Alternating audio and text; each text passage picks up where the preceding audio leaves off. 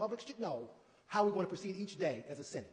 Mr. President, there's a disturbing trend here that I want to bring to the attention of this body and to the public, and that I want to urge the committee members to change or vote no on. Rule 12. Rule 12 is the previous question. And for those who don't understand what that is, the previous question cuts off debate on any measure we've been talking about. There was always some debate after we called for the previous question to discuss what the issue was. That's been eliminated. We're eliminating that debate. Rule 37 deals with the Committee on Committees. Okay.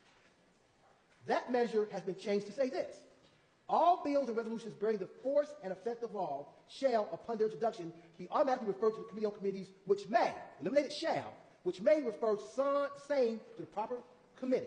In other words, Mr. President, what we're doing here is, and I want the public to be clear on this, we're allowing bills to die in the committee of committees. In other words, when we meet up by the podium as members of the committees, we can allow a bill that's been filed that has some public support, that goes to a chair that has expertise in that committee, to possibly die and prevent debate on that bill in the committee, to prevent that bill from being heard by members of the public related to that bill. Other than that, every bill that was before the Rules Committee had to come out within 5 days. Now, we're allowing bills to die in the Rules Committee. So what we're seeing, Mr. President, in my view, is an attempt by this chamber to cut off debate, to limit the voice of those who are in opposition, to exclude the ability of committee chairs to have the ability to consider bills, essentially, Mr. President, to gag the members of this body. Our Constitution doesn't mandate that people have a right to proceed or succeed on an issue. But our Constitution does demand that every legislator have a right and a voice to express their opinion. And we are stripping legislators of that voice. But even worse, it prevents the public. It prevents the public from being able to understand what a bill says and have their opinions expressed. What an interesting way to start the first day of the regular session, to have a debate and discussion about the rules. I find it interesting also on the first day that we're dealing with this subject matter as we are. We're talking about the ramifications of what we're doing in terms of limiting not only our ability to perform and represent, but also the public to participate in the process as well. We're limiting the ability to express and or to allow engagement from the public. There's no question about that.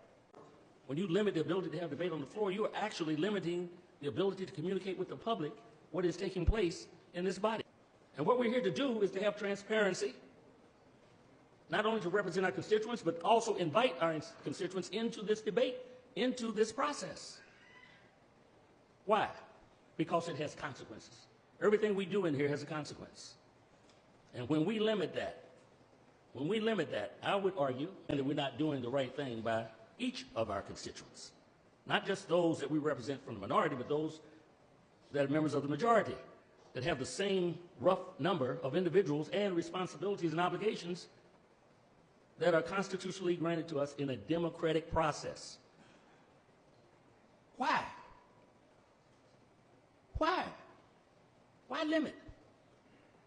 Why not expand? Why not invite in the public? Why don't we deal with just the subject matter that's on the floor? We're going to limit it when we know that the ability of those who caucus around whatever their issues are, they can restrict it even further by manipulating the process.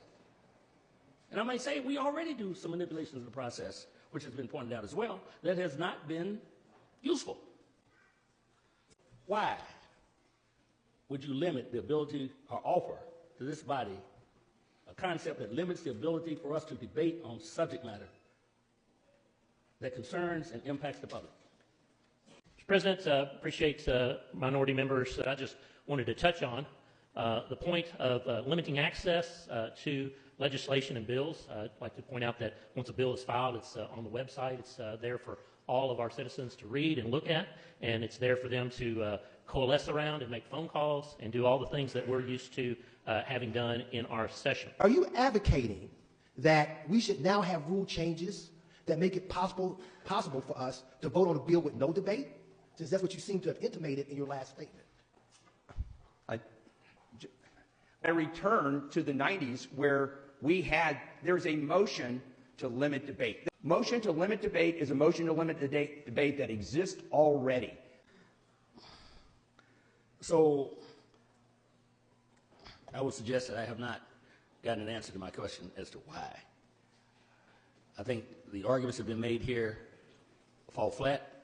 This is restrictive on its face, and I would ask the members of this body to vote no. All those in favor of the resolution indicate by saying aye. Aye. Opposed? No. Ayes have it. Resolution number 2 is Already gotten adopted.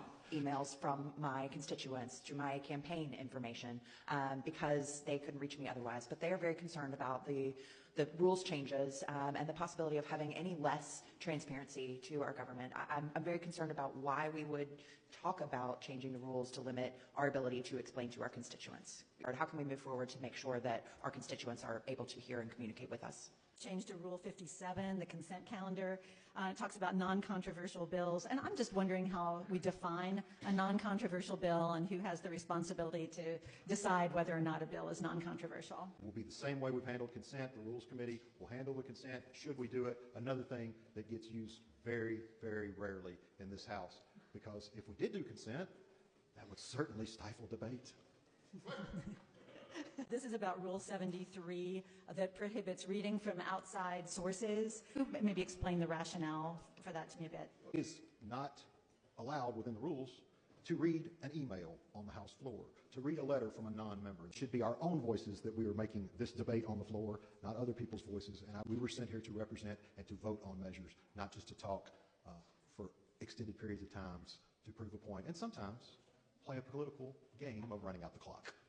Just really briefly, I think there are times when we can speak from our own experiences, we can speak from our own knowledge, but there are other times when it's really helpful to be able to bring in data, research, expert voices from outside of this chamber, to be able to elevate the voices of a constituent who may have a particular concern or bit of wisdom to share. And so I have some concern about limiting that content from our House debates. Just because we are in the super minority with very, very limited powers, it doesn't mean we should ever be stripped of any powers to express our voice. And this particular rule, with the changes in essence, could result in the minority using a tool, an important tool. And I must say, a tool that was often used by Republicans when they were in the minority prior to 2017. We haven't used it that much, not in the last 8 years. And I was one that used it once.